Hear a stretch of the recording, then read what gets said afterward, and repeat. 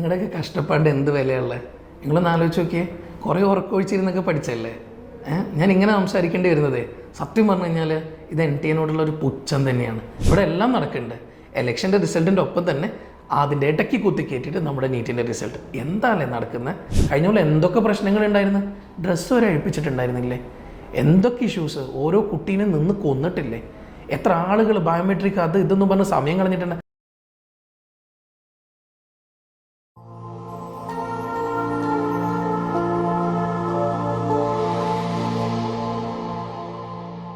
മക്കളെ, നിങ്ങൾക്ക് നീറ്റ് വേണം. നീറ്റിൽ നല്ല സ്കോർ വാങ്ങിച്ചിട്ട് നിങ്ങൾക്ക് MBBS സീറ്റ് വേണം. നീറ്റ് വേണമെന്നല്ലേ, MBBS സീറ്റ് വേണം. സീറ്റ് തരാമല്ലോ. ഇതിനൊക്കെയുള്ള വഴി നമ്മുടെ ഇന്ത്യയിലുണ്ട്. ആരോടാണെന്നൊരു ചോദിക്കണ്ടേ? NTA അടുത്ത്. NTA നിങ്ങൾ ചോദിക്കാൻ റെഡിയാ? അങ്ങനെയാണെങ്കിൽ നിങ്ങൾക്ക് ഈ പ്രാവശ്യം MBBS കിട്ടും. നിങ്ങൾ അറിയുന്നില്ലേ കാര്യങ്ങളൊക്കെ? അതായത് വലിയ കഥയല്ലേ നടന്നുകൊണ്ടിരിക്കുന്നത്. ഇവിടെ നമുക്ക് എല്ലാവർക്കും സീറ്റ് കിട്ടും. പൈസ ഉള്ളവർക്ക് എല്ലാവർക്കും സീറ്റ് കിട്ടും. ഞാൻ ചെറിയൊരു കഥ പറഞ്ഞുതരാം കേട്ടോ. അതായത് ഒരു സ്ഥലത്ത് നിന്ന് എക്സാമിനേഷൻ പേപ്പർ ലീക്കാവുന്നു. എക്സാം എഴുതിക്കൊണ്ടിരിക്കുന്ന സമയത്ത് ഒരു കുട്ടി എക്സാമിനേഷൻ ഹാളിൽ നിന്ന് ഈ പേപ്പറൊക്കെ ആയിട്ട് ഓടിപ്പോകുന്നു. കുറച്ച് കഴിയുന്നു മറ്റൊരു സ്ഥലത്ത് നടക്കുന്ന കാഴ്ച. ഇവിടെ ഒരു വലിയൊരു ടീമിന് മുന്നിലേക്ക് ഈ കുട്ടി ഈ ക്വസ്റ്റ്യൻ പേപ്പർ എത്തിക്കുന്നു. ആ ടീമിലുള്ളത് കുറേ ആൾക്കാർ, ഈ സബ്ജക്റ്റിനെ കുറിച്ച് നല്ല ഐഡിയ ഉള്ള ആളുകൾ. ഇവരെല്ലാവരും കൂടെ ചേർന്നിട്ട് ഈ ക്വസ്റ്റ്യൻ പേപ്പറൊക്കെ വർക്കൗട്ട് ചെയ്ത് ആൻസർ കീ സെറ്റ് ചെയ്യുന്നു. ഈ ആൻസർ കീ സെറ്റ് ചെയ്ത് കഴിയുമ്പോൾ ഇനി അടുത്ത പരിപാടി എന്തെന്നറിയോ? മറ്റൊരു സെൻറ്ററിൽ എക്സാം നടക്കുന്നു. ആ സെൻറ്ററുകളിൽ ഓൾറെഡി കുറേ ആളുകൾ, നല്ല സെറ്റായിട്ടുള്ള ആളുകളുണ്ട്. അവിടെ അവർ കുട്ടികളുടെ അടുത്ത് OMR ഒന്നും തന്നെ ഫില്ല് ചെയ്യേണ്ട എന്നുള്ള ഇൻസ്ട്രക്ഷൻ കൊടുത്തിട്ടുണ്ട്. അപ്പോൾ കുട്ടികളാരും OMR ഫില്ല് ചെയ്യുന്നില്ല. അവരെല്ലാവരും എക്സാം കഴിയുന്നവരെ അവരുടെ അപ്ലിക്കേഷൻ നമ്പറും കാര്യങ്ങളൊക്കെ എഴുതി സൈനൊക്കെ ചെയ്ത് തമ്പൊക്കെ വെച്ച് അവരിങ്ങനെ കാത്തിരിക്കുന്നു. നമ്മൾ നേരത്തെ പറഞ്ഞ ഓടിപ്പോയേക്കുന്ന ആളും ഇവിടെ എക്സാമിനേഷൻ ഹാളിൽ ഇരിക്കുന്ന ഈ കുട്ടികളൊക്കെ തമ്മിൽ എന്തൊക്കെയൊക്കെയോ ബന്ധം. അതായത് അവർ തമ്മിൽ നേരിട്ട് അറിയില്ലെങ്കിലും ഈ ഒരു വലിയൊരു മാഫിയാക്കി ഇതെല്ലാം അറിയാം. ഇവരെല്ലാവരും കൂടെ ചേർന്ന് ഇനി എന്താ ചെയ്യാൻ പോകുന്നതെന്നല്ലേ? ഈ കുട്ടികൾ എക്സാമിനേഷൻ ഹാളിൽ നിന്ന് പുറത്തിറങ്ങുമ്പോൾ ആ ബ്ലാങ്ക് ആയിട്ടുള്ള OMR ഷീറ്റ് അങ്ങനെ തന്നെ വെച്ചിട്ടും പോകുന്നു. ഇത് കറക്റ്റായിട്ട് എവിടെയൊക്കെ എന്താണോ ക്വസ്റ്റ്യൻ്റെ ആൻസർ വരുന്നത് ആ ആൻസറിനനുസരിച്ച് കറക്റ്റായിട്ട് OMR ഷീറ്റ് ഫില്ല് ചെയ്യപ്പെടുന്നു. ഈ ഫില്ല് ചെയ്തേക്കുന്ന OMRൻ്റെ ബേസിസിൽ കുട്ടികളുടെ OMR നേരെ പുറത്തേക്കും പോകുന്നു. നാളെ റിസൾട്ട് വരുമ്പോൾ ഇവർക്ക് എല്ലാവർക്കും 720 720 നിങ്ങൾക്കും കിട്ടും. പോയാൽ മതി. NTA എടുത്ത് പറഞ്ഞാൽ മതി. NTA എല്ലാം തരാൻ റെഡിയാണ്. നമ്മുടെ ലൈഫ് വെച്ച് കളിക്കുന്നവരല്ലേ. നിങ്ങളുടെയൊക്കെ കഷ്ടപ്പാട് എന്ത് വിലയുള്ളത്? നിങ്ങളൊന്ന് ആലോചിച്ച് നോക്കിയേ. കുറേ ഉറക്കമൊഴിച്ചിരുന്നൊക്കെ പഠിച്ചല്ലേ. ഞാൻ ഇങ്ങനെ സംസാരിക്കേണ്ടി വരുന്നത് സത്യം പറഞ്ഞു കഴിഞ്ഞാൽ ഇത് NTA ഒരു പുച്ഛം തന്നെയാണ്. എന്താ ചെയ്തേക്കുന്നത്? നിങ്ങളുടെ ലൈഫ് വെച്ചല്ലേ കളിച്ച്. എന്നിട്ട് നിങ്ങളെല്ലാവരും ഇങ്ങനെ ഇരിക്കുക. നമ്മൾ തീരുമാനങ്ങളെടുത്ത് ഇറങ്ങേണ്ട ആൾക്കാർ തീരുമാനം എടുത്ത് ഇറങ്ങണ്ടേ? അതെല്ലാം നാളെ ഇങ്ങനെ ഇരിക്കലേ ഉണ്ടാവും. നമ്മൾ കഷ്ടപ്പെട്ടതും നമ്മുടെ റിസൾട്ടൊക്കെ എല്ലാം കാട്ടിലങ്ങോട്ട് പറന്നുപോയി. നിങ്ങളൊന്ന് ആലോചിച്ച് നോക്കി. ഒരു 650 655 ഇരിക്കുന്ന കുട്ടികൾ ഇപ്പം ഇങ്ങനെ ടെൻഷൻ അടിച്ചുകൊണ്ടിരിക്കുന്നുണ്ട്, കിട്ടുമെന്ന്. ഇവർക്ക് ടെൻഷൻ ഇല്ലാതെ ചിലപ്പോൾ ഇരിക്കാൻ പറ്റുമായിരുന്നു. കാരണം ഇതിനുള്ളിൽ കുത്തിക്കയറ്റിയ ആൾക്കാരൊക്കെ എടുത്ത് പുറത്തിട്ടിരുന്നെങ്കിൽ നല്ല സുഖമായനെ. നിങ്ങൾക്ക് വേറെ പരിപാടി ഉണ്ടാവില്ല. നിങ്ങളൊരു കാര്യം ചെയ്യുക. നിങ്ങൾ എക്സാമിനേഷന് പോവുക. എക്സാമിനേഷൻ പോകുമ്പോൾ നിങ്ങൾ അവിടെ നിന്ന് പറയാം, അവിടുത്തെ ഇൻഡിവിജ്വലേറ്ററോട് എന്തെങ്കിലുമൊക്കെ ബുദ്ധിമുട്ടുണ്ടാക്കാൻ പറയാം. നിങ്ങളുടെ സമയം നഷ്ടപ്പെടുത്താൻ പറയാം. നിങ്ങളുടെ സമയം മുഴുവൻ നഷ്ടപ്പെടുത്തുക. നിങ്ങൾ തീരെ എഴുതരുത് കേട്ടോ. അവസാനം നിങ്ങളില്ലേ NTA റിക്വസ്റ്റ് കൊടുക്കുക. അപ്പോൾ നിങ്ങൾക്ക് ഫുൾ മാർക്ക് കിട്ടും. ഇല്ലെങ്കിൽ 718 719 ഇതുവരെ നമ്മൾ കേൾക്കാത്ത മാർക്കൊക്കെ കൊടുക്കാൻ NTA പറ്റും. നിങ്ങളെ സമയം നഷ്ടപ്പെടുത്തിയാൽ മാത്രം മതി.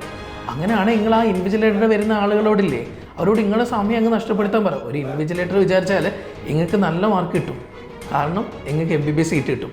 അങ്ങനെയാണെങ്കിൽ അവരോടൊന്ന് പറ, എന്തെങ്കിലുമൊക്കെ കാശ് കൊടുക്കുമെന്ന് പറഞ്ഞാൽ മതി. കാര്യം നടക്കല്ലോ. ഇതൊക്കെ നടക്കുന്ന സ്ഥലമല്ലേ നമ്മുടെ ഇന്ത്യ. ഇവിടെ എല്ലാം നടക്കുന്നുണ്ട്. ഇലക്ഷൻ്റെ റിസൾട്ടിൻ്റെ ഒപ്പം തന്നെ അതിൻ്റെ ഇടയ്ക്ക് കുത്തിക്കയറ്റിയിട്ട് നമ്മുടെ നീറ്റിൻ്റെ റിസൾട്ട് എന്താണല്ലേ നടക്കുന്നത്? നിങ്ങളൊന്ന് ആലോചിച്ച് നോക്കിയേ. ഇതൊക്കെ നിങ്ങൾക്ക് ഇങ്ങനെ നോക്കിയിരിക്കാൻ തോന്നുന്നില്ലേ? എല്ലാവർക്കും നോക്കിയിരിക്കാൻ തോന്നുന്നുണ്ട്. പക്ഷേ ഇല്ലേ, ഇതിനിടയിൽ കഷ്ടപ്പെട്ട കുട്ടികളുടെ ലൈഫോ അവർക്കും ഇതുപോലെ നോക്കിയിരിക്കാൻ തോന്നുന്നുണ്ടോ? അവരുടെ എഫേർട്ടോ അത് കണ്ടിട്ട് നോക്കിയിരിക്കാൻ തോന്നുന്നുണ്ടോ? എന്തൊക്കെ മാറ്റി വെച്ച് പഠിച്ചിട്ടുണ്ട്. 1 കൊല്ലം 2 കൊല്ലം 3 കൊല്ലം 4 കൊല്ലം കഷ്ടപ്പെട്ട ആൾക്കാരില്ലേ. ഇറങ്ങിത്തിരിക്കണം, ചെയ്യേണ്ട കാര്യങ്ങൾ ചെയ്യണം. ഉറപ്പായിട്ടും JPSൻ്റെ ലീഗൽ ടീം നിങ്ങളുടെ കൂടെ ഉണ്ടാവും. നമ്മളെ കൊണ്ട് പറ്റുന്നത്രേ. നമുക്ക് അത്രമാത്രം ഹോൾഡും കഴിവൊന്നുമില്ല കേട്ടോ. നമുക്ക് പറ്റുന്ന ലെവലിൽ നിന്നുകൊണ്ട് നമുക്ക് മാക്സിമം മുന്നോട്ട് പോകാൻ നോക്കാം. അതിന് ഉറപ്പായിട്ടും നിങ്ങളുടെ കൂടെ ഞങ്ങളുണ്ടാവും. ഇതിലെല്ലാവർക്കും ചേരാം കേട്ടോ. ഇതൊരിക്കലും മാർക്കറ്റിംഗ് അല്ല. ഇത് വെച്ചുകൊണ്ട് JPS ഇതിലെ നമ്പേഴ്സിൽ ഒരാളുടെയും മേടിച്ചിട്ട് JPSൽ ജോയിൻ ചെയ്യാൻ പറയുകയില്ല. ഞങ്ങളും ഫോം ചെയ്തിട്ടുണ്ട് എക്സാം നടത്താൻ വേണ്ടിയിട്ടൊക്കെ ആയിട്ട് കമ്മ്യൂണിറ്റിയൊക്കെ. ആ കമ്മ്യൂണിറ്റിയിൽ ജോയിൻ ചെയ്യുന്നവരെ നമ്മൾ JPSൽ വിളിച്ചിട്ടുമുണ്ട്. പക്ഷേ ഇവിടെ നിന്ന് ആരും വിളിക്കില്ല.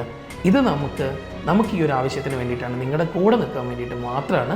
അതിന് വേണ്ടിയിട്ട് നമ്മളൊരു ടീം തന്നെ ഉണ്ടാക്കിയിട്ട് അതിന് കൂടെ നമ്മൾ ഫൈറ്റ് ചെയ്യണം. കാരണം നാളെ എഴുതാൻ പോകുന്നവരുണ്ട്, ഓർക്കും ഗതികേട് വരാൻ പാടില്ല. അതല്ല, കഴിഞ്ഞ ഒരിടയിൽ ഒരു കുട്ടീൻ്റെ എനിക്ക് ഇവിടുത്തെ നമ്പറിൽ ഒരു ദിവസം വന്നൊരു കോളാണ്, സാർ നിങ്ങൾ എങ്ങനെയെങ്കിലും കോഴിക്കോട് മെഡിക്കൽ കോളേജിൽ ഒരു സീറ്റ് വാങ്ങിച്ചു തരും, എത്ര പൈസ വേണേൽ തരാം, എത്ര കോടിയാണെങ്കിലും കുഴപ്പമില്ല, അത് തരാം, നിങ്ങളൊരു സീറ്റ് ഒറ്റ സീറ്റ് വാങ്ങിച്ചു തരും. സത്യം പറഞ്ഞാൽ കിട്ടും കേട്ടോ. നിങ്ങളില്ലേ അന്ന് വിളിച്ച ആളെ എനിക്ക് അറിയില്ല, ഞാൻ അന്ന് അവരോട് കാര്യങ്ങളൊക്കെ പറഞ്ഞു കൊടുത്ത് ഞാൻ ആ ഫോൺ വെച്ചു. പക്ഷെ എനിക്ക് നിങ്ങളോട് പറയാനുള്ള എന്താ അറിയോ, നിങ്ങളൊരു കാര്യം ചെയ്യണം, ആ പാരൻ്റ് ഇത് കേൾക്കുന്നുണ്ടെന്നാണെങ്കിൽ നിങ്ങൾക്ക് കോഴിക്കോട് മെഡിക്കൽ കോളേജ് സീറ്റ് കിട്ടും, അതല്ലെങ്കിൽ എയിംസിലും കിട്ടും. നിങ്ങൾ NT എടുത്ത് പറഞ്ഞാൽ മതി, NT തരും കേട്ടോ.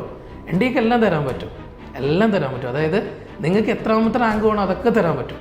നിങ്ങൾ നോക്കിയേ 718ഉം 719ഉം മാർക്ക് തരാൻ പറ്റിയിട്ടുണ്ടെന്നാണെങ്കിൽ അതിൽ കൂടുതൽ എന്താ തരാൻ പറ്റാത്തത്?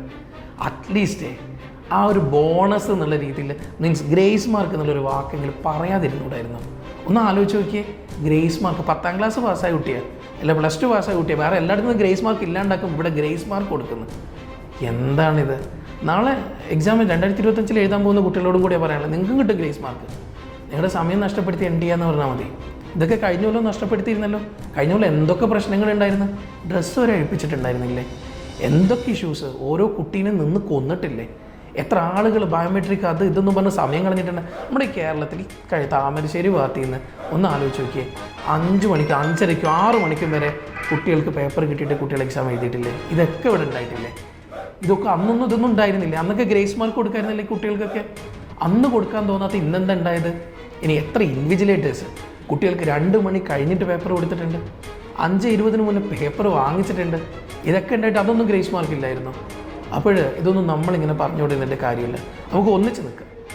ഒന്നിച്ച് നിൽക്കുകയാണെങ്കിൽ നിങ്ങൾ റെഡിയാണെങ്കിൽ JPSൻ്റെ ടീമുണ്ട്, നമ്മുടെ ഈ ലീഗൽ ടീമുമായിട്ട് നമ്മൾ മുന്നോട്ട് പോവുകയാണ്. നമുക്ക് ഒന്നിച്ച് നിൽക്കാം. ഇനി നമുക്ക് കുറച്ച് ദിവസം കഴിയുമ്പോഴേ പുതിയൊരു കഥ പറയാം.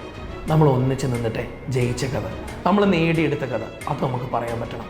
നമ്മുടെ ആവശ്യങ്ങൾക്ക് വേണ്ടിയിട്ട് പ്രതികരിച്ചിട്ട് നമ്മൾ നേടിയെടുത്ത കഥ നമുക്ക് പറയാൻ പറ്റണം. നാളത്തെ കുട്ടികൾക്ക് ഈ ഗതികേട് ഉണ്ടാവാൻ പാടില്ല. നാളെ നീറ്റ് എക്സാം എഴുതുന്ന കഷ്ടപ്പെടുന്ന കുട്ടികളുടെ ഇടയിലേക്ക് ഇതുപോലുള്ള ആളുകളെ കുത്തിത്തിരിക്കിയിട്ടുള്ള ഒരു റിസൾട്ട് ഉണ്ടാവാൻ പാടില്ല. ഒന്നിച്ച് പോരാടാം, ഞങ്ങളുണ്ടാവും കൂടെ. ഓക്കെ മക്കളെ.